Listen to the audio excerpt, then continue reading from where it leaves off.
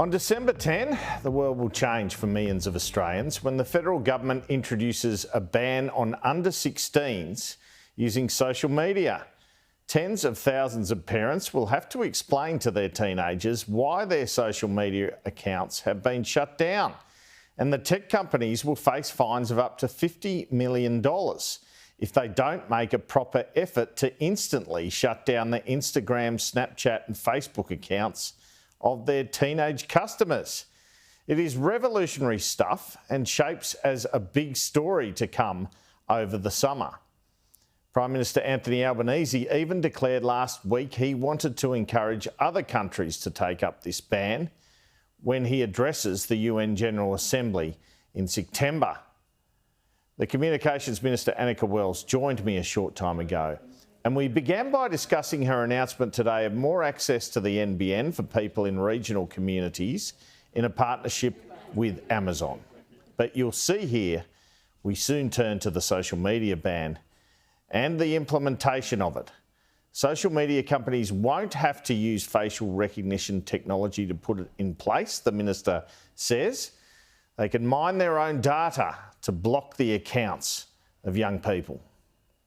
Anika Wells, thanks so much for your time. You've made an announcement this morning concerning faster and more reliable broadband through the NBN, a partnership with Amazon. Take us through that. I think it's improving things for people in regional areas, but the NBN has some competition there with Starlink, doesn't it? Well, remember the originating purpose for the NBN Co was doing what the market could not, which was providing high-speed, high-quality broadband to every Australian. There are still some gaps out there. People in rural and remote Australia in particular don't experience the kind of high-quality, high-speed access that they need and deserve. So today's deal will provide 300,000 homes and businesses with quicker access and services to things like telehealth, real-time apps, online gaming, health, education services that they need and deserve where they live. And, you know, the Prime Minister's credo is no Australian left behind. Today's deal is another important contribution to that. So what areas will this affect? So this will be, the NBN Co will work with Amazon Kuiper now on the rollout of this, but what NBN Co would tell you is there are 300,000 homes and businesses that will be able to experience quicker, higher quality NBN connection as a result of this. This is that LeoSat technology rolling out. So at the moment, the latency with which you interact with your services online, this will be a quicker way for homes and businesses to get high quality services that allows them to run a regional business from their home or their business in remote Australia, allow your kids to get better, quicker access to educational services, telehealth, online gaming, as is their right. And we look forward to this rolling out broadly across the country. Are you happy with the average internet speed of Australians? Do you have other plans to improve internet speeds? Well, this is exactly, this is a major milestone on that journey to high quality, high speed broadband. We're on a redemption journey after the old coalition copper delayed things, cost a fortune. We're still fixing that error. And you would have seen me in the Parliament last week talking about the steps that we are taking to improve those services for another 600,000 more Australians this year as part of the second term Albanese government agenda. Today's deal with Amazon Kuiper is another really important step in that journey to make sure that everybody in Australia, no matter which postcode you are in, is not left behind.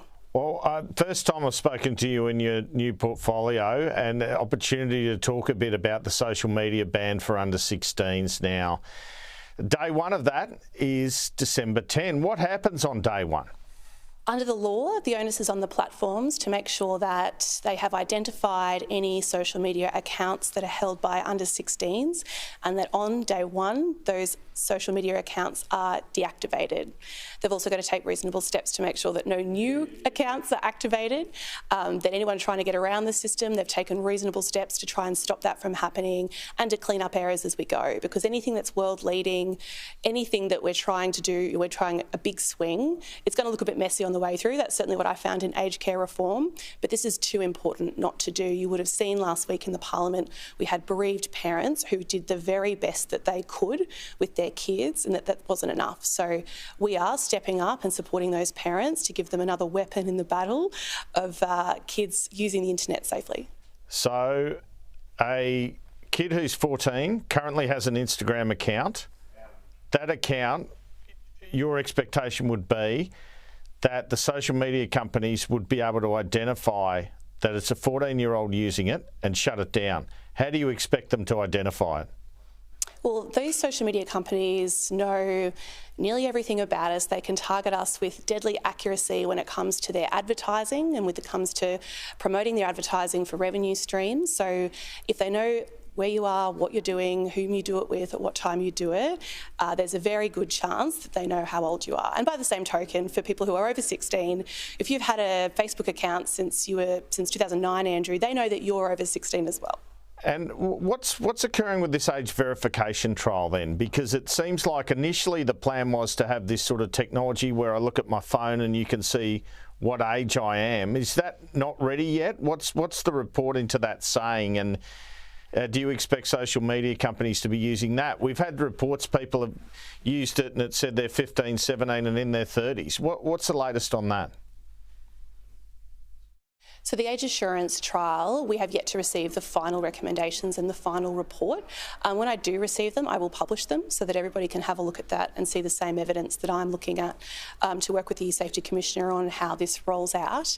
You would have seen that there's been encouraging steps from sort of the initial there was some reporting a few weeks ago about the initial recommendations, but whilst we wait for the final recommendations, I'll just say that it looks promising, but there will be an onus on social media platforms to take reasonable steps and to work with the Safety Commissioner around that, and also that there will be $49.5 million penalties for anyone found to be systemically breaching those obligations.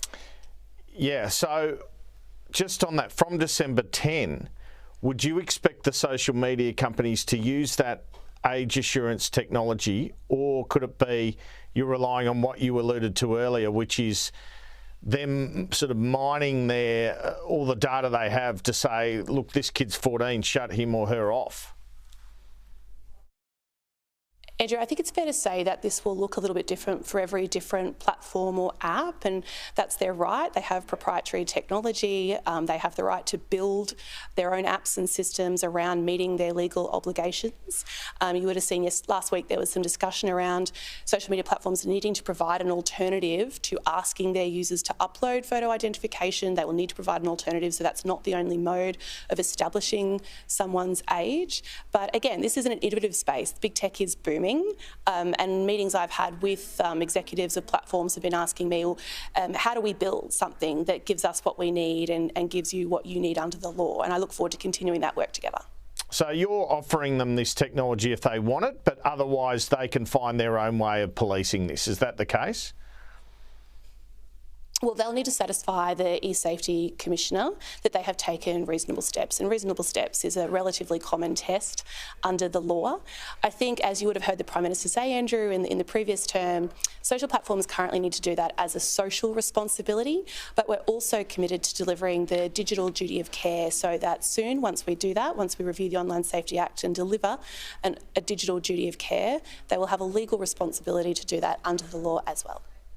When could you envisage, I mean, you talk about the fines up to 45 million, I think you said, I've read 50 million, and the reasonable steps test. 49.5 million. 49.5, there you go. Close enough to 50, isn't it? It's a lot. What circumstance can you see where companies would be fined? Like, would it be a situation where they didn't just have the odd under 16 on there, but they had, as you said, systemically, like thousands of them? Is that what we're sort of looking at? That's right, a systemic breach where I think the Safety Commissioner takes a view that they have not taken reasonable steps to uphold the Australian law. And I think that that's reasonable. I mean, can I remind you, Andrew, I know you've got kids yourself, the current law says that kids should not hold social media accounts if they're below 13. So we're talking about moving that age from 13 to 16, giving kids 36 more months to build online resilience, for us to build up their education about navigating the internet safely, for them to forge their own connections, you know, in sports teams or social areas that they're interested in, their own hobbies outside the internet. Given that the current age is 13, we're talking about delaying that for 36 months to give kids every right to find out who they are before these platforms assume who they are. Well, it's funny you should mention it. One of my children turned 16 11 days after your ban comes in, so I assume she'll welcome the date of the ban relatively. But how much of this is about a signal as opposed to actual enforcement? A vehicle for parents to be able to tell their kids, hey, that's not legal until you're 16. That's exactly right, Andrew. I think this is about the chilling effect that a national law, which is a world-leading law, will have on the culture of social media account usage in our kids. And like you say, your daughter will turn 16 10 days after the ban comes into place. My kids are younger. They will have always experienced social media accounts as something that is only available to them after 16. It's about changing that culture.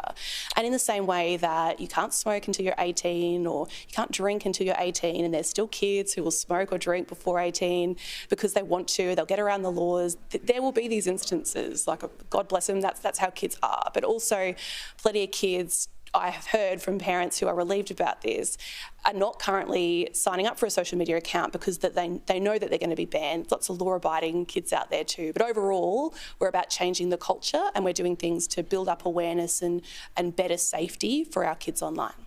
I see this as the difficulty, though, this kind of roadblock of, you know, millions of Australian kids probably who have social media accounts under, certainly hundreds of thousands who have them under 16, between say 13 and 16, and that's going to be more difficult than, say, if you've got a 6-year-old now. Would you, and who, you know, who's never seen the thing? Would you acknowledge that? Absolutely, we've been acknowledging that the whole time, and we're sort of working with not just parents but teachers and principals, people who are influential on a child's life during that time, about how we support them through that process. But at the moment, if you are a parent and you've decided that your kid who is 14, you don't want them to have an Instagram account, at the moment, because all 14-year-olds are able to do that, you are making a choice that might make them feel socially isolated. These laws will mean that nobody who is 14 is meant to be on Instagram. It will have a cultural impact, and it will mean that people and parents don't face blame for socially isolating their children for trying to do what is demonstrably the safest thing for them, which is to keep them off social media until they've got more development, more resilience, more connection in their real life. And what's the latest on any legal action in the wings on this? Nothing from what we discussed last week in the Parliament. So you got a letter from Google, didn't you? Is that correct? But that's a suggestion they might take action, but that's not occurring. Where are we at?